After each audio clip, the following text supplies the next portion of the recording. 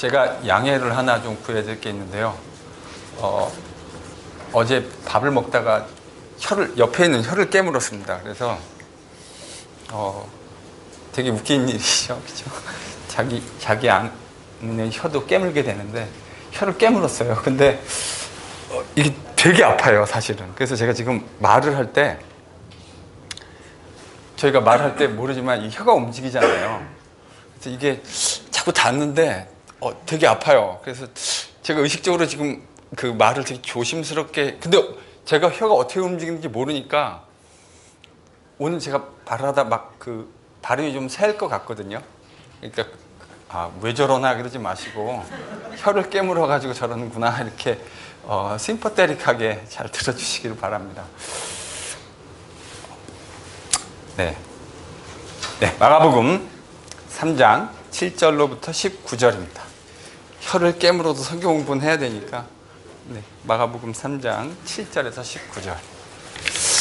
자, 이제 오늘부터 저희들이 읽게 되는 6장 6절 A까지가 갈릴리의 이제 후기 사역입니다. 예수님이 마가복음을 보면 마가가 일부러 이제 그렇게 좀 배열을 해 놓은 것 같은데, 갈릴리에서 이루어지는 예수님의 초기 사역과 3장 7절로부터는 예수님이 하시는 갈릴리의 후기 사역에 해당합니다. 그리고 갈릴리 후기 사역이 종료되고 난 후에 갈릴리 주변에서 예수님이 사역을 하시다가 8장부터는 예수님이 예루살렘으로 올라가시는 10장까지 이야기, 그리고 11장부터는 예루살렘에 올라가셔서 고난주간 일주일을 보내시면서 나중에 십자가에 달리시고 돌아가시는 이런 식의 이제 큰 그림을 마가가 그려놓고 자신의 복음서를 기록해 간 것 같아요. 그래서 이제 오늘부터는 3장 7절로부터 6장 6절까지 갈릴리에서 예수님이 하셨던 갈릴리 후기 사역에 대한 이제 큰 그림이 또 새롭게 시작되어집니다. 그런데 이제 저희들이 오버뷰를 좀 하면 3장 7절부터 6장 6절까지는 예수님이 갈릴리에서 하셨던 그 갈릴리 전기 사역과 사역 면에서 봤을 때 그렇게 특별하게 많이 다른 것이 없습니다. 예수님이 사역을 뭐로 시작하셨죠? 제자를 부르는 걸로 시작하셨어요. 그래서 예수님이 자신의 제자들을 그 4명의 제자, 그러니까 갈릴리 출신의 베드로와 그의 형제 안드레, 그 다음에 세베대의 2 아들 야고보와 요한을 부르는 것으로 시작하셨는데, 오늘 본문도 보면 예수님의 갈릴리 후기 사역이 예수님의 12제자를 세우는 것으로 시작합니다. 그러니까 예수님은 어떤 의미에서 의도적으로 자신의 사역의 어떤 분기점이 될 때 이 제자를 세우는 사역으로 시작하신 것 같아요. 저희들 오늘 그 부분을 좀 살펴보려고 합니다. 그리고 갈릴리 예수님 사역의 전기 사역을 보면 예수님이 하나님 나라의 복음을 전파하시고, 그 다음에 백성들의 질병을 고치시고, 그리고 귀신을 내어 쫓아주시고, 이런 패턴으로 그것에 대한 유대인의 종교 지도자들의 반응과 배척, 그들이 그렇게 하게 된 이유 중에는 뭐 다양한 이유가 있겠지만 그들의 시스템이 예수님이 하시는 이 하나님 나라의 복음을 담아낼 수 없었다고 하는 것, 지난 시간 계속해서 여러분하고 얘기했습니다. 그런 관점에서 예수님의 그 안식일에 대한 행위에 대해서 저희들이 3장 6절의 마지막에 보면 어떻게 여러분 3장 6절이 끝나고 있죠? 바리새인과 헤롯 당. 지난 시간에 제가 이제 자세하게 말씀 안 드렸는데, 바리새인하고 헤롯 당은 원래 별로 친하지 않은 사람들입니다. 근데 예수님을 죽일 모의에 있어서는 이 사람들이 하나가 됐어요. 그러니까 여러분, 저희들이 정치에서도 보면 그렇잖아요. 원래 별로 안 친한데 어떤 정치적 목적상 공공의 적이 딱 등장하니까 별로 안 친했던 사람들이 모의를 해서 예수님을 어떻게 이제 죽일까에 대해서 모의를 하는 것으로 갈릴리 전기 사역의 마지막이 묘사가 됐습니다. 자, 그런데 3장 7절에 어떻게 시작하죠? 예수님의 이제 갈릴리 후기 사역 시작이, 예수님이 바닷가로 물러나가십니다. 왜 물러나가셨을까요? 일단 위협이 된다고 하는 걸 예수님이 감지하셨던 거겠죠. 그러니까 이제 갈릴리로 물러나가셨습니다. 바닷가로. 근데 사람들이 그 바닷가로 물러나가신 예수님에게, 그러니까 앞에 있는 바리새인들과 헤롯 당 정치 지도자들은 결탁해서 예수님을 죽이려 하고 있는데, 거기서 이렇게 슬쩍 물러가신, 리트리트하신 예수님에게 사람들이 다가갑니다. 어디 출신의 사람들이죠? 갈릴리에서 예수님을 따르는 큰 무리가 예수님을 따라다니는데 그 면면을 한번 볼까요? 어디서 왔습니까? 그 사람들이? 유대와 예루살렘. 유대와 예루살렘에서 예수님에게 나왔다. 이거 저희들이 좀 이해할 수 있는 거죠. 왜냐하면 세례 요한의 사역에 아마 영향이지 않을까 이렇게 생각해 볼 수 있을 것 같습니다. 또 어디서 왔대요? 이두메. 여러분 이두메가 어디죠? 네, 이두메는 헤롯의 본거지입니다. 그러니까 그 유대 지역을 여러분 생각하시면 유대 지역은 이렇게 돼 있잖아요. 이쪽이 여러분 여기를 지도를 잠깐 보시죠. 이렇게 여기가 뭐죠? 지중해. 지중해. 아, 제가 그림을 정말 야, 여러분 대단하십니다. 이렇게 그렸는데 이게 뭐죠? 근데 지중해.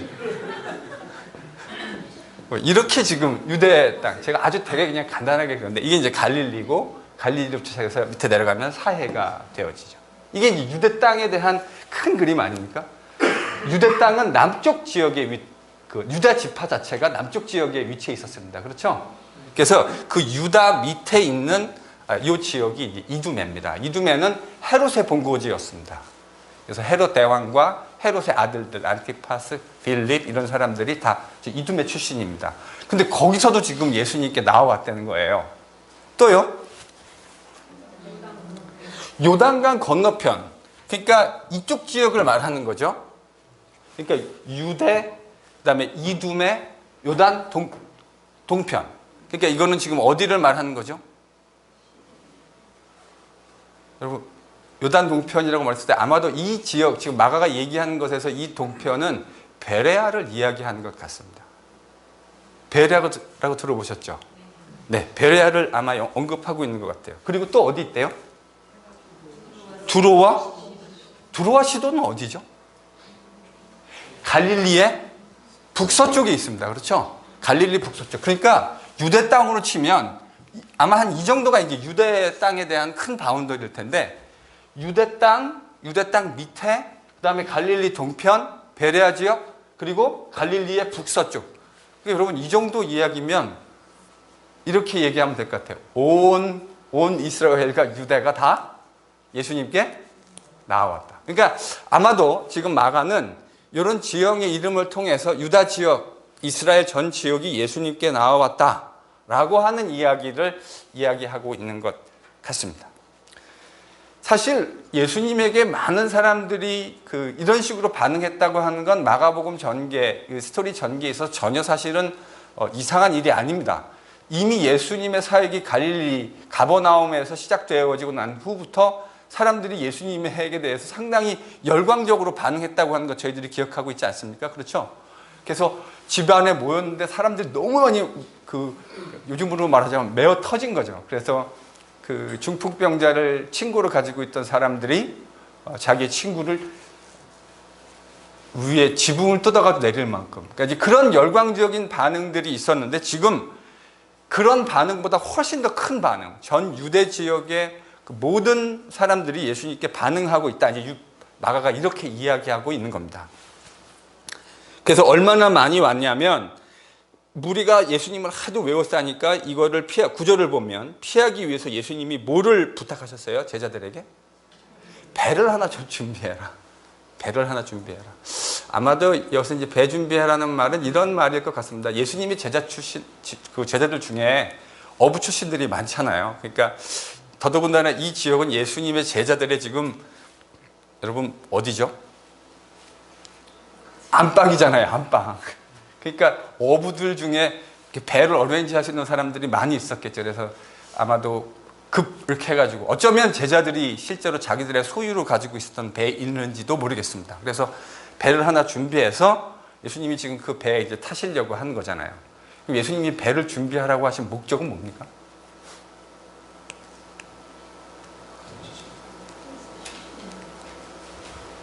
왜 예수님이 배 준비하라 그랬어요?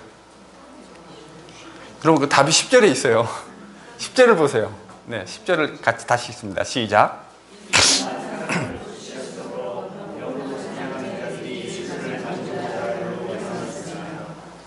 사람들이 왜 몰려왔대요? 예수님 만지려고. 그러니까 아마 예수님이 저희들 기억하잖아요. 예수님의, 물론 아직 마가복음에서는 구체적으로 많이 나오지 않았지만 예수님의 사역을 생각하면 예수님이 혈루증 걸린 여자도 사실 접촉하시죠. 그렇죠? 그리고 예수님에게 있어서 많은 경우에 문둥병도 역시 마찬가지고 접촉을 하셔가지고 그 사람들을 고쳤다고요. 그러니까 아마 그 이야기를 들은 사람이 예수 선생 접촉하면 병 낫는 데더라. 이런 소문이 갈릴리 온 지역에 두루 퍼지지 않았겠습니까? 그러니까 사람들이 와가지고 다 모아놓으려고 그러는 거죠, 지금요? 예수님 만지려고. 그러니까 예수님 일단 만짐을 안 당하려고. 왜냐하면 너무 많은 사람들이 와가지고 몰려드니까 배 피하셨어요. 물론 나중에 4장, 저희들이 4장에 가면 예수님이 이 배를 단순히 어떤 피함의 목적이 아니라 가르침의 스테이지로 활용하시는 것도 저희들이 보게 됩니다. 어쨌든 이제 이 맥락에선 이제 그렇게 됐습니다. 자, 여러분. 지금 이 이야기를 보면 3장 6절, 그러니까 이전에 안식일 논쟁이 일어났을 때 손 마른 자를 예수님이 안식일에 고치시고 바리새인과 정치 지도자들, 헤롯 땅에 있는 사람들이 예수님을 죽이려고 모의했다. 그러니까 예수님이 하시는 사역에 대한 한쪽의 반응은 뭐였습니까? 죽이려는 거예요. 죽이려고 반응한 거예요. 예수님이 하신 사역을 보고 한쪽에 바리새인과 정치 지도자들은 죽이려고 계획을 했고, 지금 대다수의 일반 보통 백성들은 어떻게 반응하고 있는 거죠? 이 정도면 상당히 열광적인 반응이잖아요. 예루살렘, 갈릴리와 유다, 또 유다 남편, 유다 동편, 유대 전 지역이 예수님께 나올 정도의 상당히 열광적인 반응을 지금 보여주고 있는 거죠. 그러니까 두 가지 반응이 지금 3장을 읽어가면 공존하고 있습니다. 예수님의 사역에 대해서 그 사역을 보고 그를 죽이려고 계획하는 사람들이 발생했고, 한쪽은 대다수의 많은 사람들, 특별히 연약하고 그런 사람들은 예수님에 대해서 열광적으로 반응했다. 지금 이게 마가가 그려주려고 하는 그림입니다. 그런데 그 사이에 11절, 12절을 보면 재미난 이야기가 하나 나옵니다. 무슨 얘기죠? 11절, 12절은요? 귀신이 등장합니다. 귀신 들린 사람. 근데 귀신, 아마도 이제 이건 어떤 사람에게 아마 귀신 들린 귀신이 들어간 그런 거라고 저희들이 이해할 수 있을 것 같은데, 이 사람이 예수를 보면 어떻게 했습니까? 당신은 하나님의 아들이다. 여러분, 마가복음 시작할 때 마가복음 1장 1절에 예수님을 뭐라고 정의하고 시작했습니까? 하나님의 아들. 근데 예수님이 하나님의 아들이라고 하는 것을 최초로 깨달은 사람이 누굽니까? 귀신 들린 사람입니다.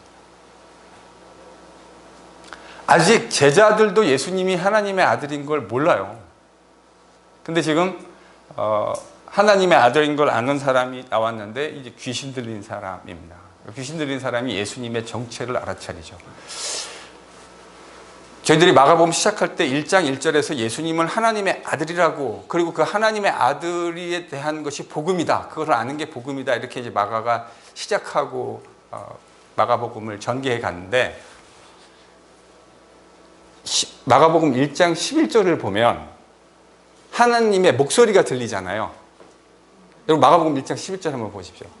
네, 이게 하나님의 음성입니다. 하나님께서 내 사랑하는 아들이다. 그러니까 마가복음은 1장에서 예수님의 시작 초반부에 예수님이 하나님의 아들이다라고 이야기했는데, 하나님의 아들임을 알아차리는 사람이 드디어 나오는데, 이 사람이 어떤 사람입니까?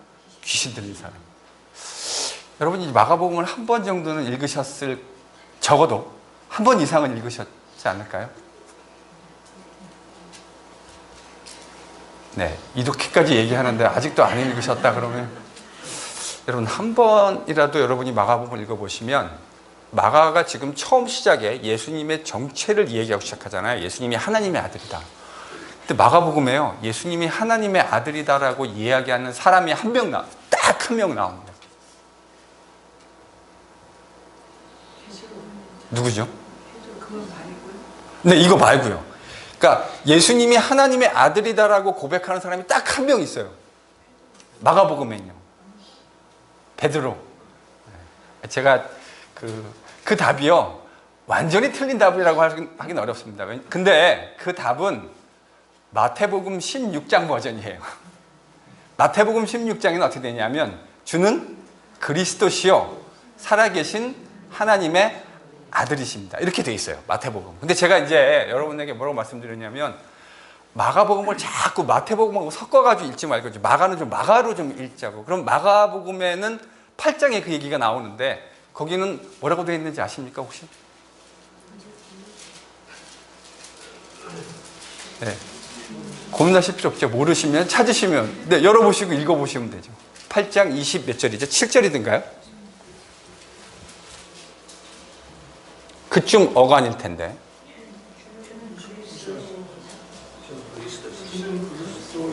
뭐가 없죠? 하나님의 아들이라는 얘기가 없어요.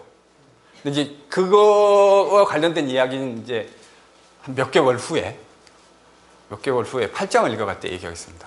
그럼 누굽니까? 예수님을 하나님의 아들이라고 고백한 사람 제가 딱 한 사람 있다 그랬는데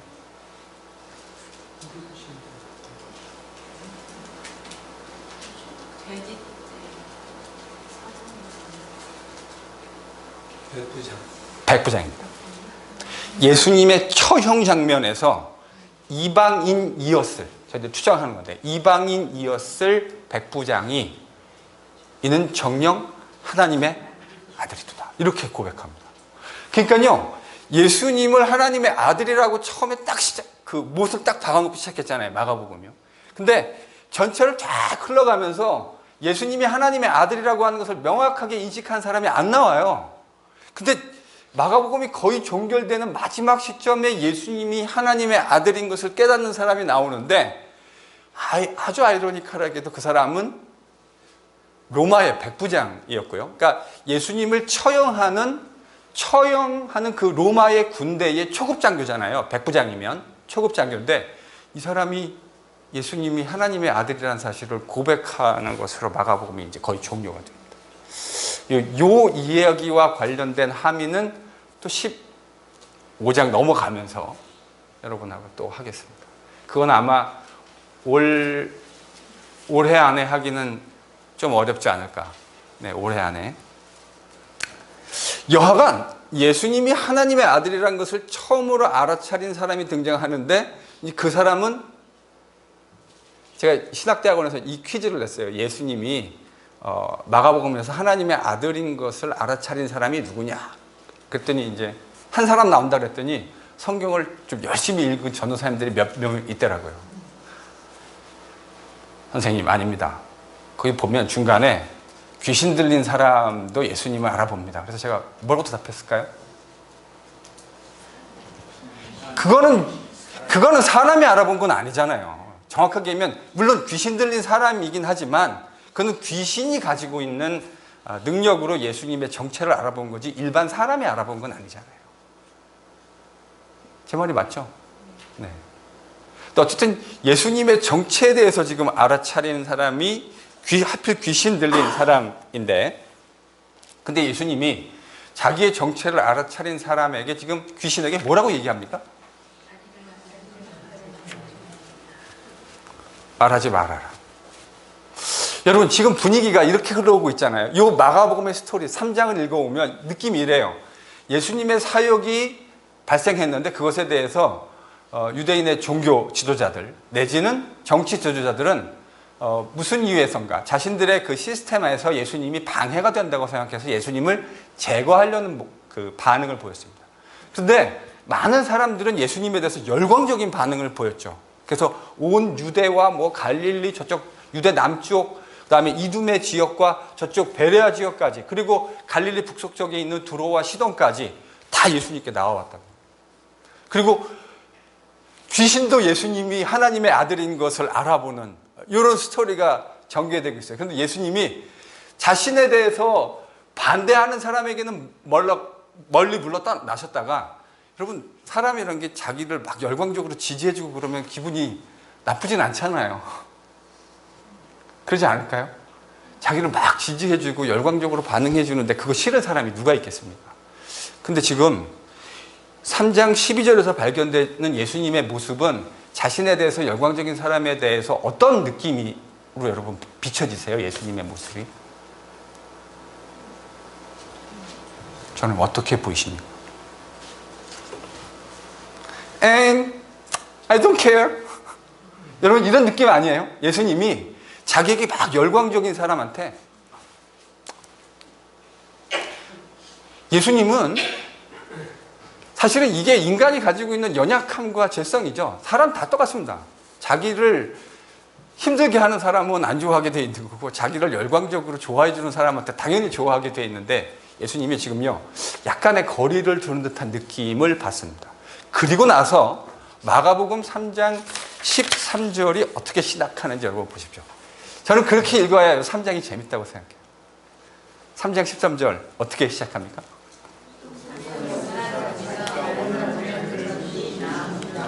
자, 그러니까요, 지금 사람들은 예수님을 원했는데, 예수님은 사람들과 심지어 귀신도 예수님이 누군지를 알아보는 이 상황에 이거에 대해서 별로 그렇게 열광적으로 반응하지 않으십니다. 대신 예수님은 어떻게 반응하시냐면, 산에 올라서 누구를 불렀대요?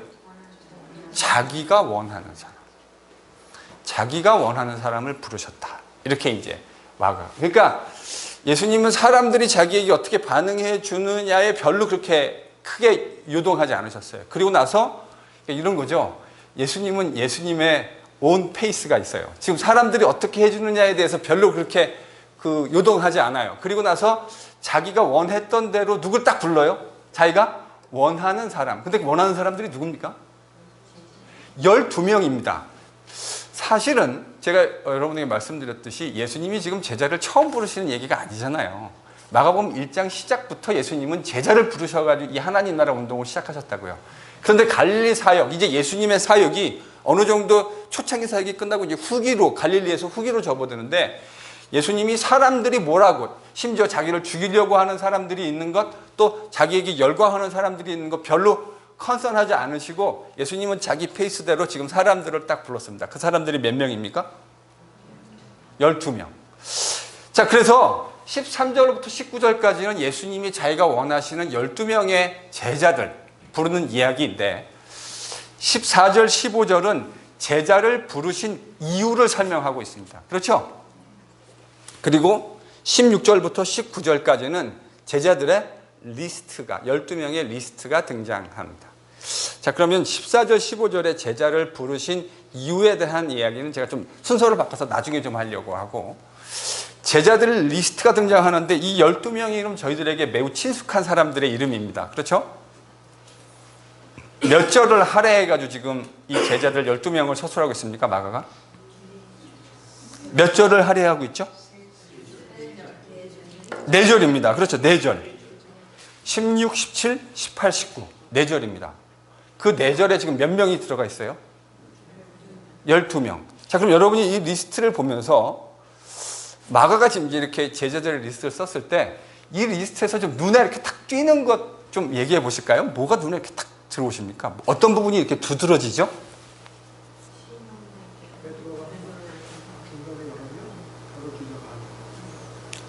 그런 약간 이렇게 뭐라고 표현해야 되나요?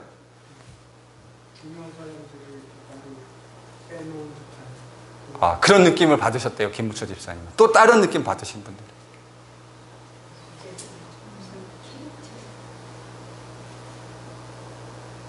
일단 16, 17절. 여러분 이렇게 안 보이세요? 16.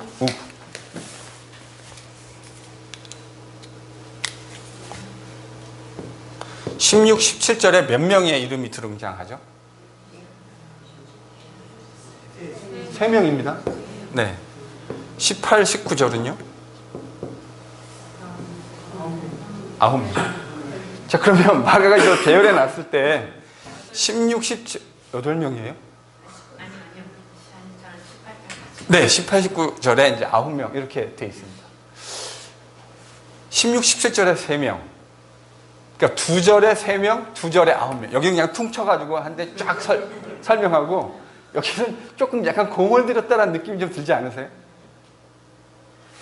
이건 앞으로 마가복음이 전개되면서 저희들이 그 이유를 분명하게 알게 됩니다. 예수님의 12제자. 일단 이 질문부터 시작하고 싶어요. 왜 12를 예수님이 뽑으셨을까요? 사실 예수님의 제자 그룹은 12명만은 아니었습니다. 누가복음을 보면 예수님이 전도 파송을 할 때 70인의 제자들을 파송하는 장면들을 저희들이 봅니다. 실제 예수님의 주변에 따라낸 사람은 그보다 훨씬 더 많았던 것 같아요. 제자로 분류되는 사람들이. 되게 사도행전만 보더라도 벌써 100명이 넘는 제자들이 다락방에 모여서 기도하고 하잖아요. 근데 예수님이 12를 뽑았다고요. 여러분, 여기에는 어떤 의도가 있다고 생각하십니까? 예수님이 12의 제자를 뽑았다. 구약에 나온 12 지파를 새 이스라엘 창조를 의미하는 의미예요. 여러분 이럴 때는 아멘 하셔도 괜찮아요. 네. 예, 우리가 이제 좀 우리 NGPC는 이런 정도 대답을 좀 할 수 있어야 될 거라고 생각해요. 솔직하게. 이제 하나님 말씀을 공부하면 왜 예수님이 12를 뽑았느냐. 그냥 랜덤이 찝다 보니까 12. 여러분, 12라는 숫자가 되게 미국 사람들도 선호하잖아요. 왜냐하면 쿼로로 나눠도 이게 열은 쿼로로 나누면 2.5가 됩니다. 근데 12은 쿼로로 나누면 3이 되잖아요. 그러니까 이제 이런 계산법인데 여러분, 그래가지고 예수님이 12 뽑은 건가요? 3, 3, 3, 3 이렇게 3 곱하기 4 하려고요?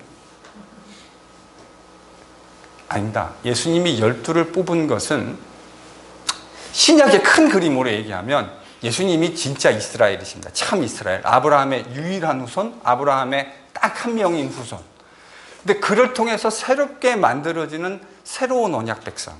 이런 어떤 신학적인 구조가 분명히 들어있는 거예요. 그러니까 예수님이 그런 의도를 가지시고 12이라고 하는 제자들을 랜덤리 선택하신 것이 아니라 매우 의도적으로 선택했다고 하는 것을 저희들이 알 수 있습니다. 제가 이렇게 얘기하면 여러분 뭐라고 반응하셔야 되죠? 그렇죠. 예. 성경 공부는 이렇게 하는 거예요. 목사님이 얘기하니까 무조건 아멘 해야지. 여러분, 그게 아니라 성경 공부는 당신이 그것을 어떻게 하시오? 이렇게 나오셔야죠. 당신이 그걸 어떻게 하시오? 그럼 저는 이제 뭘 해야 되죠? 그게 왜 그런지를 설명을 해드려야죠. 여러분, 마태복음 19장 28절 한번 찾아보십시오.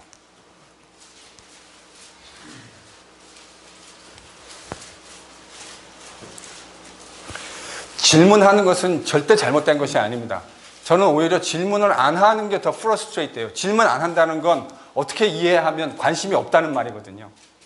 근데 질문한다는 건 한국 교회는 질문하면 그 불순분자로 자꾸 찍힐 위험이 많은데, 질문한다는 건 전 좋게 생각해요. 이건 관심이 있다는 거거든요. 더 알고 싶다는 거고 더 내가 시리어스하다는 건데 자꾸 질문을 던지십시오. 19장 28절 이해숙 기자님 한번 크게 읽어주시겠습니까?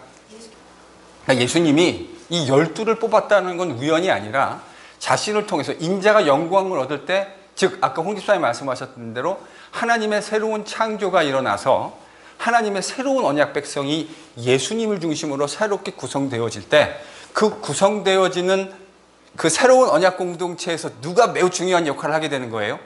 예수님의 첫 번째 12 제자가 매우 중요한 역할을 하게 되는 겁니다. 이 이야기를 예수님이 하셨다고요. 근데 여러분, 이 이야기를 예수님이 하신 것을 제자들이 알고 있었습니까? 잘 모르고 있었습니까? 예수님의 이런 의도를 제자들이 알았을까요? 몰랐을까요? 알았습니다. 그러면 또 질문하셔야죠. 어떻게 그런 증거가 어디 있습니까? 있습니다. 여러분, 계시록 21장 14절. 김보림 집사님 찾아가지고 읽어주세요. 계시록 21장 14절.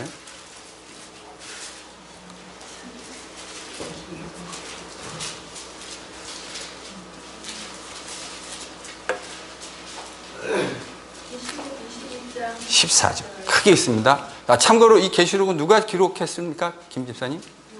요한. 그러니까 예수님의 세베대. 그러니까 우리 리스트에 있는 17절에 등장하는 분이죠. 세베대의 아들 요한. 그 성의 소각에는 12 기초석이 있고 그 위에는 어린 양의 12 사도의 12 이름이 있더라. 지금 요한이 본 하나님 나라, 완성되어지는 하나님의 나라의 그 비전 속에 12 성곽이 있고 거기에 뭐가 기록되어져 있대요? 12 사도의 이름. 자, 이것만이 아니죠. 저희들이 지금 읽고 있는 사도행전을 보면 사도행전 1장에 예수님이 승천하시기 직전에 너희들이 몇 날 우리 못되어 성령으로 세례를 받을 텐데 그때까지 예루살렘을 떠나지 말고 성령 아버지가 약속하신 거 기다려라 했는데 제자들이 뭐 했습니까? 제자들이 뭐 했죠? 보궐선거했습니다. 보궐선거. 여러분, 제자들이 왜 보궐선거를 했을까요? 이런 정황으로 예수님이 사역을 하시면서 가르치셨던 12사도의 의미, 계시록에서 요한이 파악하고 있는 12사도가 가지고 있는 의미, 이런 것들을 종합적으로 이야기하면 예수님의 말씀을 제자들이 마음속에 담고 있었습니까? 안 담고 있었습니까? 담고 있었습니다. 그러니까 12 중에 하나 유다가 버리고 갔으니까 고마 치아 그냥 11로 가자. 사커팀처럼 뭐 이렇게 생각하지 않고 제자들이 뭐라고 생각했냐면 이 하나를 채워야 될 것이라고 생각했어요. 그것은 제자들의 사고 속에 그 사람이 제대로 된 사람이냐라고 하는 것의 이슈는 좀 또 다른 이야기일 수 있겠지만 그 한 사람을 반드시 채워야 된다고 제자들이 생각한 겁니다. 자, 그러니까 예수님이 12를 세웠다라는 말의 의미를 저희들이 좀 그렇게. 그러니까 여러분, 목사님, 그거를 12를 뽑든지 뭐 14을 뽑든지 그게 뭐 이렇게 중요합니까? 여러분, 이 말은 하나님이 랜덤하게 일하시는 것이 아니라 구약에서부터 그분이 가지고 계셨던 그 계획들이 설령 인간의 불순종으로 다 망가진 것 같지만 하나님은 자신이 원래 가지고 계셨던 그 뜻을 어떻게 해서든지 반드시 이루어 가시는 분이라고 하는 것을 저희들에게 보여주십니다. 그러니까 주도권이 인간에게 있는 것이 아니라 철저하게 하나님께 있다고 하는 사실을 이 본문을 통해서 저희들이 묵상하면 깨닫게 되어지는 거죠. 자, 이렇게 이제 3명, 12의 의미는 그렇고요. 3명, 9명 이렇게 나누어서 했습니다. 그래서 이제 16절에 보면 누가 등장합니까? 그러니까 베드로라고 우리가 알고 있는데 사실 원래 이 사람의 이름은 뭐죠? 시몬입니다. 혹은 게바라고도 불렸습니다. 그러니까 이 사람 이름이 되게 여러 개예요. 시몬, 게바, 베드로. 근데 게바랑 베드로는 사실은 같은 의미입니다. 그렇죠? 같은 의미입니다. 그러니까 예수님이 원래 시몬이라는 이름을 가지고 있는 사람에게 뭐라는 별칭을 또 더해 주신 거예요? 베드로라고 하는. 베드로라는 말이 그냥 뭔데요?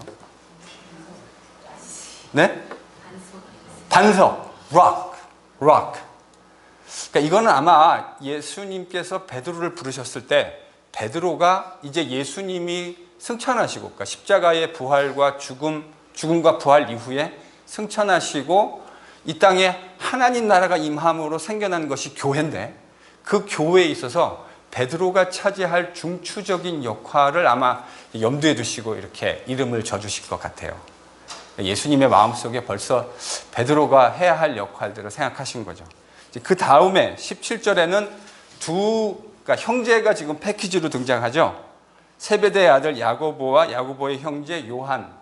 근데 그들에게는 무슨 별명을 붙이셨습니까? 보아너게라는 말이 무슨 뜻인데요? 예, 보아너게라는 말은 아람 말인데 이게 우레의 아들, Sons of Thunder. 여러분 이게 어떤 사람? 예수님이 붙여주신 이 별명이라는 게 그냥 막 붙여주신 게 아니라 뭔가 그들과 연관된 거잖아요. 여러분 우레의 아들, 천둥의 아들, 이게 무슨 말입니까? 이 사람들의 성격과 관련된 쓸 가능성이 상당히 농후하죠.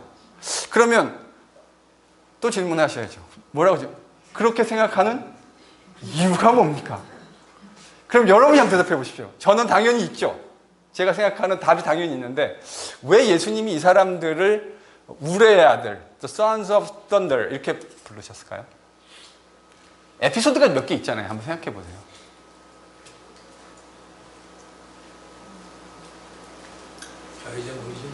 네? 예. 마가복음 9장 들어가면 좌의정 우의정 하겠다고, 내가 좌청룡하고 우백호 하겠다 이런 이야기 하잖아요. 사실은 근데 지금 예수님의 제자 그룹에 대한 저희들이 그 큰 빅픽처를 그려보면 사실은 이건 거의 쿠데타나 다름없습니다. 누가 되게 확고한 자리를 지금 차지하고 있죠? 베드로 확 제끼고 넘버 2, 넘버 3가 넘버 1 확 제끼고 자기들이 넘버 1, 넘버 2 하겠다는 거예요, 지금요. 그러니까 그런 것만 보더라도 이 사람들이 가지고 있는 기질이 조금 느껴지죠, 그렇죠? 이거는 보통 저 같은 사람은 절대 죽었다 깨어나도 못합니다. 저는 제 성격이 절대 그런 짓을 못해요. 그런 거 관심도 없고 그런 거 할 줄도 몰라요. 근데 이런 분들이 계세요. 딱 보면 앞에 있으면 확 제끼고 앞으로 나가고 막 이런 분들이 있잖아요. 또 있습니다. 그것만이 아니죠.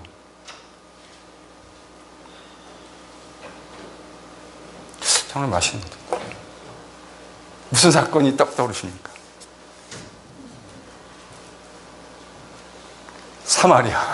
사마리아 갔는데 사마리아 사람들 예수님 웰컴 했습니까? 안 했습니까? 사마리아 사람들이 예수님 웰컴 안 했습니다. 그러니까 그때 누가 딱 등장하죠? 이 세베대 아들들이 나가지고 뭐라 그럽니까? 주님 그냥 확 쓸어버리십시다. 이분들이요 한 성격 하시는 분들이에요. 자기들 웰컴 안 해줬다. 여러분 웰컴 안 했다는 게 꼭 이렇게 밀어냈다라는 말은 아닐 수 있잖아요. 근데 웰컴 안 했다고 이것들이 지금 우리 오야붕이 뜨셨는데 쓸어버리자고 지금 이렇게 얘기한 거예요. 그러니까 아마도 이런 어떤 행간들을 봤을 때 이 야고보와 요한은 상당히 다혈질이고 좀 과격한 면모들을 가지고 있지 않았을까. 예수님 별명 지어준 거에서도 사실은 그런 그 스토리 에피소드하고 좀 연결이 되죠. 그게 근데 이제 여러분 놀라운 건 제가 얘기를 왜 끝냈냐면 그냥 목사님 뭐 그런 얘기 뭐 이렇게 중요합니까? 여러분 중요합니다. 이런 것들을 묵상하는 게요, 깊이 묵상하는 게 왜 중요하냐면 여러분 신약 성경에서 사랑에 대한 이야기를 가장 많이 한 사람이 누군지 아십니까? 요한입니다. 여러분 보통 이렇게 걸걸하고 막 이렇게 쓸어버리자고 막 하고 뭐 이런 사람들은 좀 과격한 스타일인 거잖아요. 그런데 여러분 예수님의 제자 가운데 글을 쓴 사람들이 많지는 않아요. 그렇죠?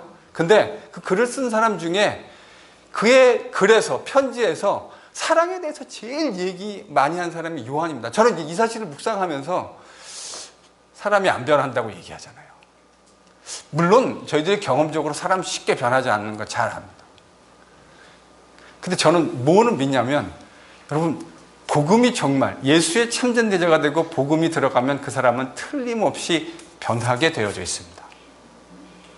여러분 이럴 때 남이 나셔도 괜찮은데 네. 귀신이 들어와도 사람이 변하잖아요. 근데 하나님의 영인 성령이 들어오는데 이 사람이 진짜 예수의 사람이 변하지 않는다. 저는 그건 문제가 있는 것이라 생각합니다. 이렇게 예수님 초창기에 제자를 불렀을 때 울의 아들, 썬더의 아들 이렇게 불리던 사람이 사랑을 가장 많이 얘기하는 사랑의 사도가 되었다. 자, 이제 복음의 능력, 이제 그 얘기를 여러분하고 좀 하고 싶어서 이 이야기를 좀 끄집어냈습니다. 자, 그 다음에 이제 그 제자들의 리스트에서 나머지는 그냥 이제 패키지로 등장하죠. 안드레, 빌립, 바돌로메, 마테, 도마, 알페의 아들 야고보, 다데오와 가나안인 시몬, 가룟 유다.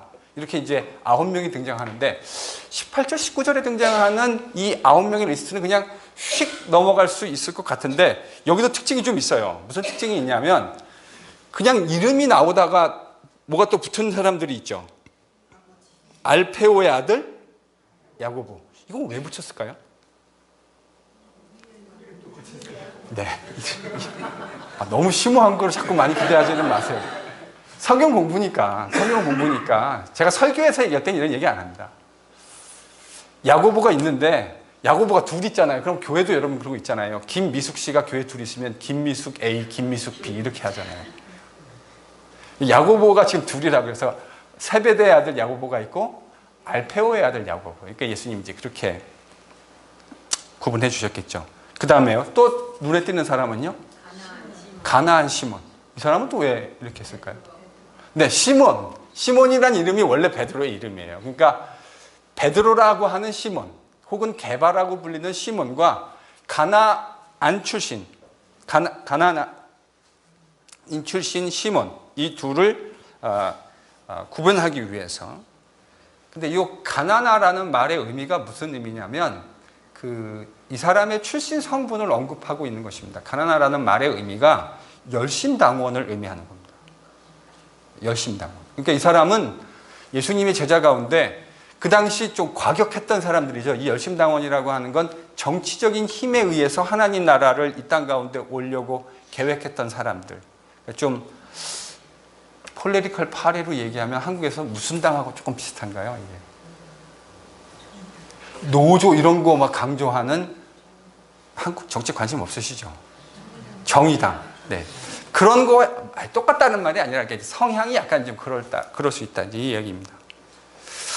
그 다음에 유다 앞에도 지금 딴 사람은 다 그냥 이름이 나왔는데 이렇게 뭐가 특별한 사람들 있잖아요. 가롯 유다.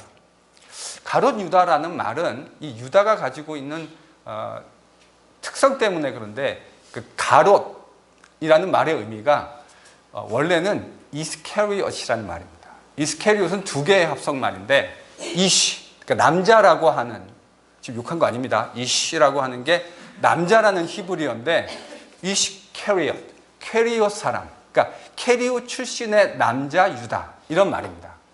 그러니까 유다 지역 가운데 그 캐리옷이라고 하는 지역이 있었는데 그 지역의 남자, 우리 한국으로 치면 이런 거잖아요. 뭐죠? 우리가 보통 많이 하는 거?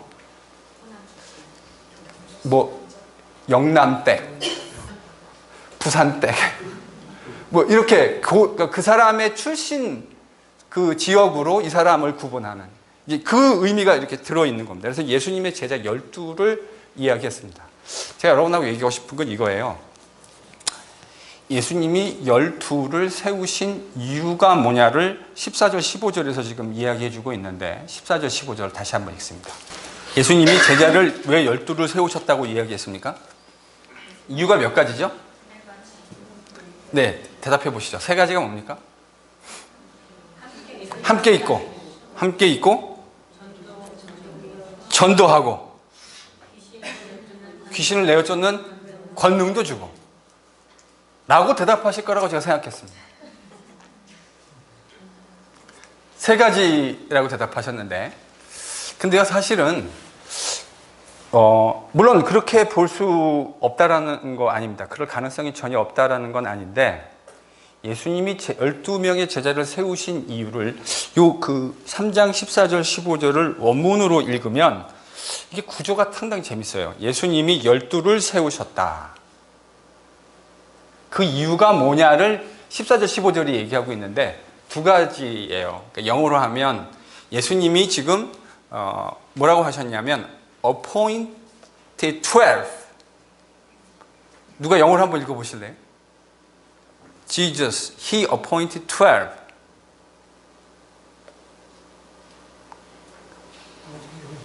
영성이 없으시군요. 그럼 제가 읽어드릴게요.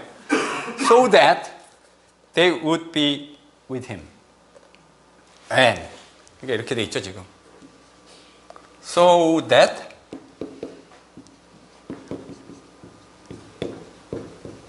they would be with Him. 또요. And 혹시 영어 성경 읽는 분들 한번 읽어보시죠. And that He could send them out to preach and to have authority to cast out the demons. 이렇게 돼 있다고요. 그러니까요, 사실은 크게는 두 가지예요, 지금. 예수님이 첫 번째 제자를 부르신 목적은 뭐 하기 위해서죠? 함께 있기 위해서. 함께 하려고. 두 번째는요? 그러니까 우리말로는 전도하고 귀신 내어 쫓는다. 이게 이제 세퍼레이트인 것 같이 들리는데 사실은 마가가 지금 예수님이 제자를 선발하시고 말씀하셨던 그 원래 의도를 보면 여기 보면 전도한다고 하는 말이 있잖아요. 전도한다. 이제 두 번째라고 생각하셨던 전도한다는 말이 번역이 그렇게 좋은 것 같지는 않아요. 완전히 잘못된 번역은 아닌데 이거는 선포한다라고 번역하는 게 더 좋을 것 같아요. 왜냐하면 요 헬라 말이 그 캐리소라고 하는 헬라 말인데 이거는 하나님 나라를 선포하셨다. 그러니까 마가복음뿐만이 아니라 복음서에서 예수님께서 하나님 나라를 선포하셨다 했을 때 사용되는 거의 테크니컬 텀입니다. 그러니까 하나님 나라를 이야기하실 때 항상 캐리소라고 하는, 그래서 이 단어에서 선포된 하나님의 말씀이라고 하는 캐리그마라는 말이 파생한 겁니다. 여러분 그런 말 들어보셨죠? 캐리그마, 선포된 하나님의 말씀. 그러니까 예수님은 제자를 부르셨는데 두 가지 목적을 가지고 부르셨어요. 첫 번째는 뭐냐면 함께 있는 거예요, 제자들하고. 두 번째는 하나님 나라의 말씀을 선포하기 위해서. 그리고요, 선포하고 그리고 귀신을 쫓는 권세까지. 그러니까 이 두 개는 하나님 나라를 선포하고 귀신을 내어 쫓는 권능을 가지고 있다고 하는 건 두 개의 다른 개념이 아니라 하나입니다, 사실은. 이건 너무 당연하지 않습니까? 하나님 나라의 말씀이 선포되어지면 그거의 결과가 뭐죠? 귀신이 내어 쫓긴다. 그러니까 자꾸 이거를 어떤 그 신비적인 축기만으로, 물론 틀림없이 축기가 있었습니다. 그걸 이제 부인하는 게 아닌데, 여기서 귀신을 내어 쫓는다는 말은 그보다는 조금 더 큰 의미로 저희들이 이해할 수 있을 거라 생각합니다. 어떤 의미까지 포함하는 거냐면, 하나님을 대항하던 세력이 하나님 나라의 선포를 통해서 물러가게 되어지고 거기에 하나님의 통치가 세워진다라는 개념을 지금 이야기하고 싶은 겁니다. 그래서 제가 이게 하나의 개념이라고 말씀드린 거예요. 자, 그러니까 이제 흥미로운 건 예수님이 제자를 부르셨는데 그 제자를 부르신 건 함께 있고 하나님 나라를 선포해서, 제가 이 말을 제 말로 풀으면 하나님 나라를 선포해서 하나님의 통치를 받게 하기 위해서, 그 일을 하기 위해서 예수님의 제자를 부르신 거군요.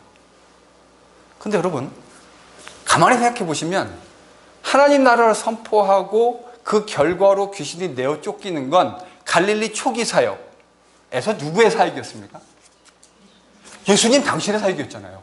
가는 곳마다 예수님이 마을에서 뭘 선포하셨습니까? 하나님 나라의 말씀, 하나님 나라의 로고스의 말씀을 선포하셨고, 그 결과로 어떤 일들이 일어났습니까? 사람들의 연약한 질병들이 낫기도 하고, 그리고 귀신 들린 사람이 그 귀신이 쫓겨나기도 하고.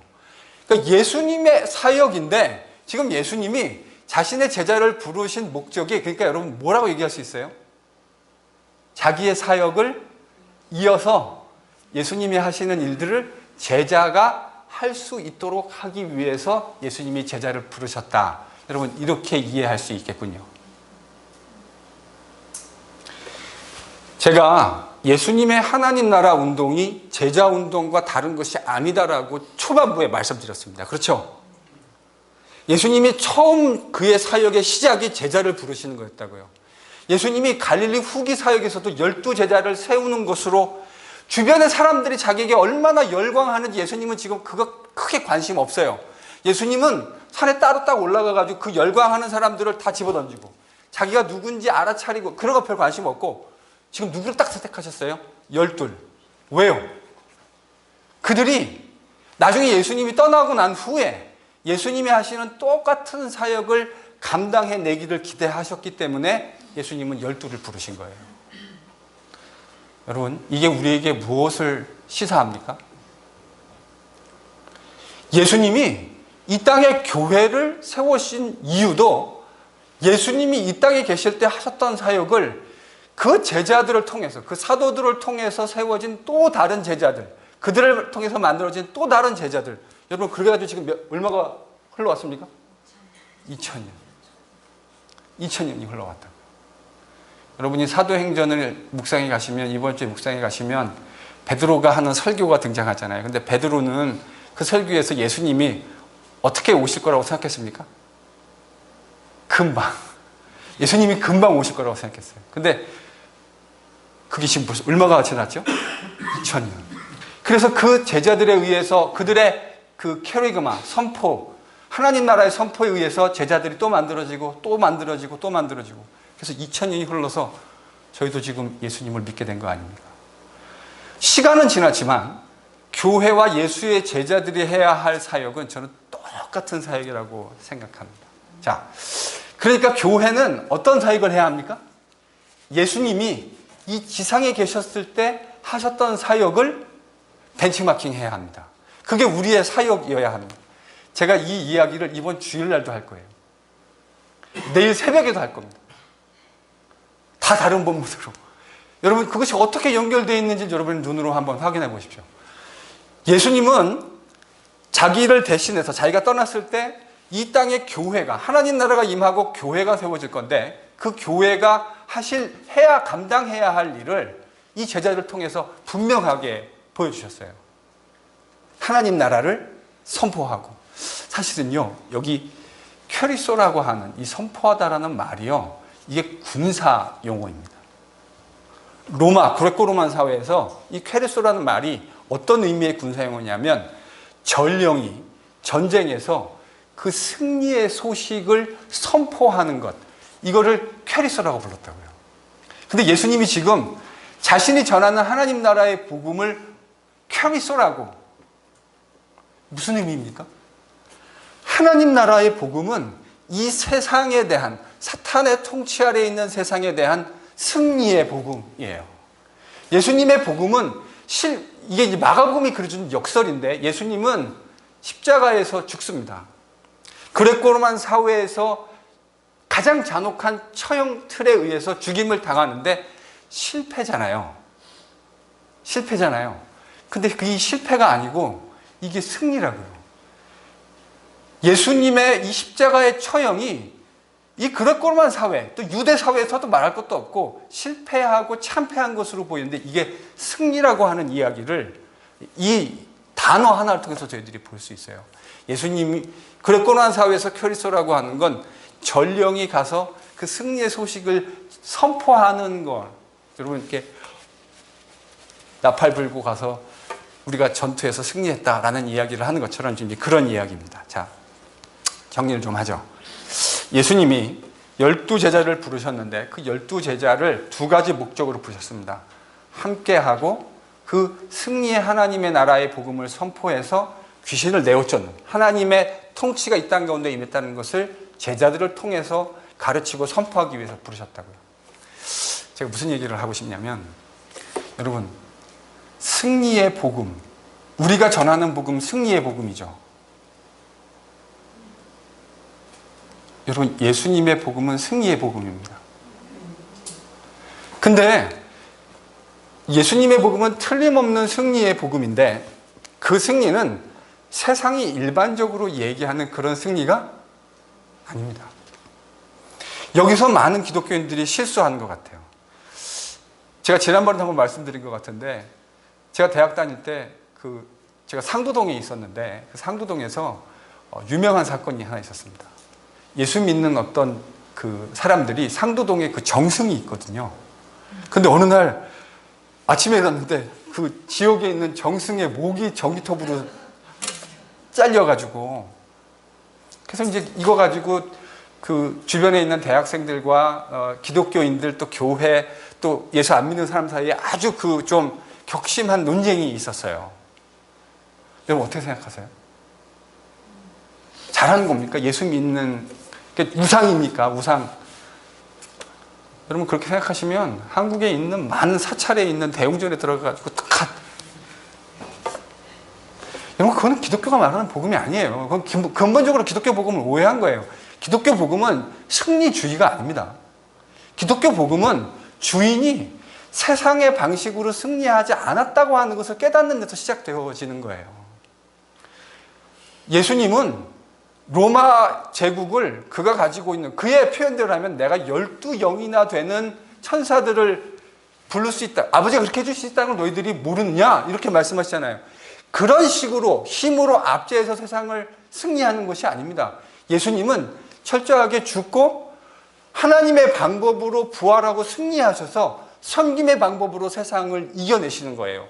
이게 기독교 복음이라고 한다면 예수를 따르는 제자들도 그 기독교 복음의 승리의 방식에 아주 익숙해져야 돼요.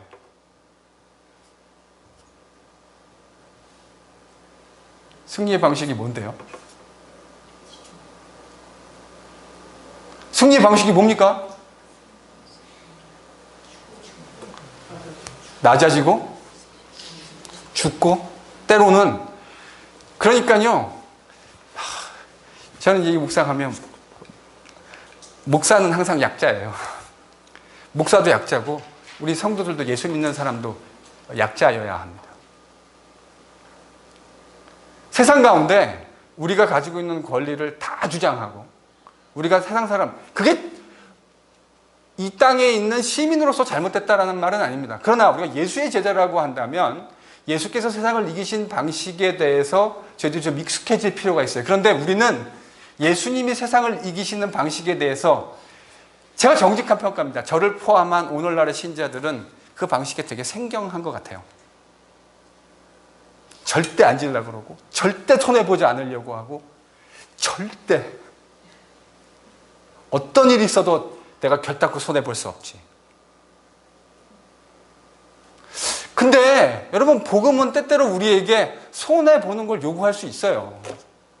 예수님 때문에 손해봐야 될 상황이 생기면 손해볼 수 있는 것이 예수의 제자입니다. 제가 지금 이 얘기를 왜 하냐? 이런 예수님의 승리의 복음을 선포하는 제자를 세우시기 위해서 예수님이 두 가지 목적을 가지고 있었다고 했잖아요. 첫 번째는 뭐라고요? 함께 있는 거라고. 여러분, 오늘날의 교인들, 우리 교회가 세상 가운데 교회로서의 사명을 잘 감당하고 있다고 생각하십니까? 아니면 우리가 이게 우리끼리 얘기해요. 이너서클에서 우리가 예수를 믿는 예수의 제자로서 저희를 포함해서 우리를 배제하지 않고 우리를 포함해서 오늘날 지상에 있는 교회들,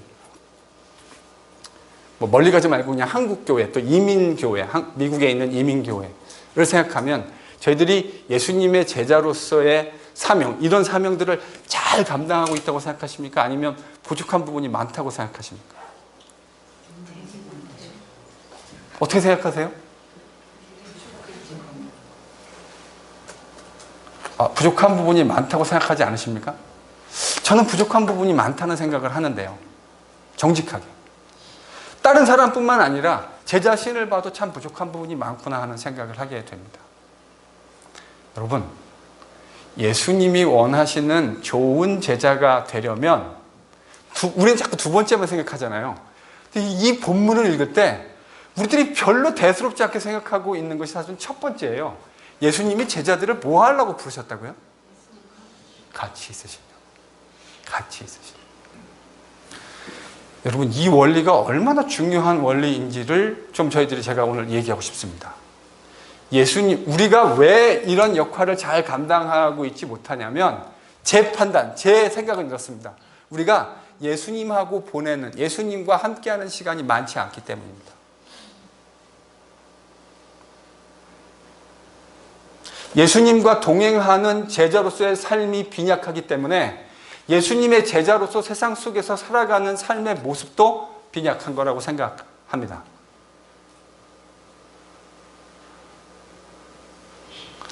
예수님과 함께하는 시간이 많으면 많아질수록 그 사람은 예수님의 틀림없는 좋은 제자가 될 가능성이 훨씬 더 많습니다.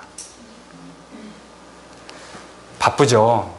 우리가 살아가는 일상의 생활이 참 바쁩니다. 근데 저는 우리가 예수의 좋은 제자가 되기 위해서 우리가 꼭 신경 써야 될 게 하나 있는데 그게 뭐냐면 뭐 하는 시간이 많아야 돼요? 예수님과 함께하는, 예수님과 함께 보내는 시간. 예수님 육체적으로는 저희와 함께하지 않으시는데 어떻게 예수님과 함께하는 시간이 많을 수 있겠습니까?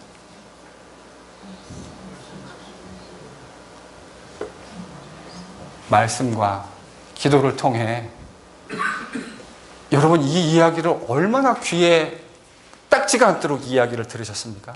하나님의 말씀과 그 말씀 묵상한 것을 가지고 주님과 하는 교제. 저는 그래서 이 두 가지를 여러분한테 하는 것이 제가 목사로서 해야 할 제일 중요한 사명이라고 생각합니다.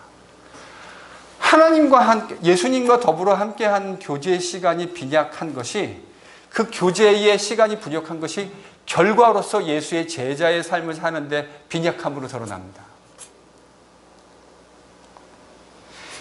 틀림없습니다. 예수님과 함께하는 시간이 많고 그 말은 제가 여러분이 사회에서 일도 하셔야 되는데 아무것도 안 하고 말씀만 묵상하라는 말이 아닙니다. 우리가 사회에서 해야 될 감당해야 하는데 그것 못지않게 중요한 것, 매 순간을 따로 여러분이 맨날 집에서 남자 성도님들, 여러분이 맨날 게임을 하고 있으면 그 게임하는 걸 누가 보게 될 확률이 많을까요? 애들이요. 그럼 애들은 뭘 하게 될 확률이 매우 높을까요? 게임. 여러분이 집에서 하나님 말씀을 붙들고, 요즘 이제 우리 14분의 예수의 제자들이 열심히 불철주야 아침 저녁으로, 심지어 어떤 분은 자기가 전도사인지 내가 집사인지가 헷갈리신대요. 저희가 지금 내주는 숙제를 하려면 제가 이해가 돼요. 직장에서 일하시는 시간을 빼놓고 너무 많은 시간을 하나님 말씀을 묵상하고 또 그것을 제가 다 기록해라 오라고 숙제를 줬거든요. 그러니까 그게 얼마나 사실인지 모르겠지만 과장 좀 포함해서 그냥 아침부터 눈 떠가지고 밤에 눈 감을 때까지 그냥 하나님 말씀을 묵상해야 된대요. 숙제를 해나가려면. 여러분, 우리가 하나님 말씀을 묵상하고 매번 손을 들고 있지 않는다 하더라도 그 말씀을 마음에 생각하고 다시 떠올리고 매 순간의 삶 속에서 그렇게 살아가는 것은 전혀 이상한 일이 아닙니다. 그런데 오늘날 많은 성도들에게 이게 매우 이상하고 생경한 일이 되어져 있죠. 김보리 집사님 막 그렇게 살면 주변에 있는 애들이 그럴 거예요. 어머, 왜 그래? 도대체 무슨 일이 있어요? 집사님이 그렇다는 게 아니라 제가 집어서 말씀한 거예요. 우리가요, 하나님 말씀을 묵상하고, 저는 제가 그렇고 우리 성도들이 정말 예수님의 좋은 제자, 예수님이 이 제자들을 세우신 그 목적에 부합하는 사람이 되고 싶거든요. 그런 능력이 우리에게서 나타나고 싶거든요. 그럼 여러분, 우리가 신경 써야 할 부분은 뭘까요? 말할 것도 없이 예수님과 어떻게 내가 그 교제의 시간들을 보내고 있는가를 꼭 점검하실 수 있기를 바랍니다. 제가요, 그래서 이거 절대 양보 안 하려고 그래요. 우리 집사님들이 제가 힘든 거 알죠. 직장에서 일하셔야 되고, 또 요즘에는 또 나이들이 좀 들으셔가지고 눈도 막 침침하시대요. 저녁이 되면. 이해가 돼요. 저도 좀 그렇거든요. 저도 이제 시작이 돼가지고, 예전에는 뭐 책 같은 거 하루에 막 10시간씩 봐도 아무 끄떡도 없었는데, 지금은 2시간만 컴퓨터 앞에 앉아가지고 하면 이제 막 글자가 막 2개가 아니고 막 4개, 5개로 막 보여요. 뭐라고요? 근데도, 그러니까 마음 같아서는 힘들게 일하시는 집사님들에게 좀 쉬세요. 이렇게 말씀드리고 싶은 마음이 정말 인간적으로 굴뚝 같아요. 근데 제가 그 말 안 해요. 아주 나쁜 코치가 되기로 작정했습니다. 왜 그러냐면, 그런 주님과 하는 교제가 많아지고 말씀의 묵상, 그래야 내 삶의 모든 일들이 하나님 중심으로 사고하게 되어지고, 여러분, 하늘의 해석학, 제가 얘기했던 하늘의 해석학은 그냥 만들어지는 게 아니에요. 그건 내가 오늘부터 하나님의 해석학으로 무장해야지 한다고 마음 먹었다고 되는 게 아닙니다. 여러분, 에어조단이 왜 에어조단이라는 이름이 붙은지 아시죠? 프리드로 라인에서 날아가지고 그 덩크슛을 하기 위해서 그 사람이 얼마나 많은 훈련을 했었는지 한번 상상해 보십시오. 근데 기독교인들 참 나빠요. 노력은 안 하고 결과만 따먹으려고 그래요. 여러분, 영적인 그런 실력은 어느 날 하루아침 내가 은혜 한번 받고 설교에 은혜 받았다고 만들어지는 건 절대 아닙니다. 그렇게 은혜 받아서 시작되어서 하나님 말씀으로 매일같이 동행하고 하나님 중심으로 생각하고 그렇게 기도하고, 때로는 내 마음속에 절대로 하나님 마음대로 말씀대로 순종하고 싶지 않은데 억지로라도 하나님의 말씀으로 순종하려고 하는 그 노력들이 쌓여서 요셉과 같은 그런 해석하기 만들어지는 거예요. 예수의 제자가 그렇게 만들어지는 거라고요. 네이비실은 네이비실에 맞는 훈련 방법이 있습니다. 한국에 있는 동사무소 방위의 훈련을 가지고 네이비실은 절대로 만들어지지 않습니다. 여러분, 우리가 오늘 이 말씀, 예수께서 제자를 사람들이 뭐라고 얘기하는지 예수님 관심 없고 예수님은 자기가 원하는 사람 딱 불러가지고 이제 예수님 하나님 나라의 사역을 이들에게 전수시키려고 하시는데, 여러분 우리가 이 일을 우리가 교회로서 감당해야 하지 않겠습니까? 근데 그 일을 잘 감당하려면 꼭 뭐 하셔야 된다고요? 여러분 대답해 주셔야 제가 끝내요. 예수님과 함께하는, 동행하는. 그래서 제가 처음부터 했잖아요. 하나님 나라 운동은 무슨 운동이요? 제자운동. 제자운동은 끊임없이 예수님과 함께하는 운동입니다. 그래서 이번에 우리가 14명의 제자들을 제가 얼마만큼 잘 할 수 있을지 모르겠어요. 기도하고 있어요. 제가 능력이 없고 실력이 없기 때문에 하나님이 해주시기를 기도하고 있습니다. 이렇게 하고 끝나지 않아요. 계속해서 예수님과 동행하는, 예수님으로 생각하고 예수님의 말씀으로 생각하고 그것으로 묵상하고 기도하는 사람들을 끊임없이 만들어내겠습니다. 각오들 단단히 하시오. 정말 각오들 단단히 하십시오. 이번에 안 들어왔다고 제가 집요하게 미크로 탈 겁니다. 그래서 이 훈련이 끝나면 또 다른 분들 눈을 왜 피하세요, 집사님? 제가 계속 리크루트 해가지고 함께, 저도 부족한데 예수의 제자로 우리가 함께 잘 만들어져 가십시다. 주님과 동행하고 주님의 말씀으로 생각하고 내가 겪고 있는 모든 일들을 내 그 알량한 세상의 지혜와 지식으로 판단하지 않으려고 하고 늘 하나님의 말씀이 뭔지, 그 원리가 뭔지를 가지고 생각하고 기도하고, 그래서 생각은 많이 하고 말은 좀 천천히 하고, 제발 말을 좀 천천히 하십시오. 말을 빨리 하고 많이 하는 사람 치고 실수가 없는 사람 없어요. 그러니까 말하기 전에 한 10번은 좀 고민하고 얘기하십시오. 저도 뭐 사실은 예외가 아닌데, 저도 실수가 참 많은데 그렇게 안 하려고 참 노력 많이 합니다. 제가 이런 하나님 나라의 비밀을 나름대로 좀 이렇게 묵상하고 깨닫고 난 후에 말을 좀 천천히 하자. 10번 느꼈으면 한 번만 말하자. 느꼈다고 바로바로 이야기하지 마십시오. 그런 말들은 하나님 나라의 원리와 잘 맞지 않습니다. 왜냐하면 그런 말들은 사람들을 힘들게 하고 상처나게 할 수 있는 확률이 높거든요. 그러니까 예수의 제자로 잘 진득하니 제자로 한번 만들어져 가십시다. 그러면 우리를 통해서 하나님이 하시는, 예수님이 원하셨던 그 아름다운 사역이 잘 이루어질 것이라 그렇게 저는 분명히 믿습니다. 우리 그런 건강한 주님의 교회 NGPC 만들어갈 수 있기를 기대합니다. 다음 시간에는 3장 20절로부터 35절 여러분 묵상해 오실 수 있기를 바랍니다.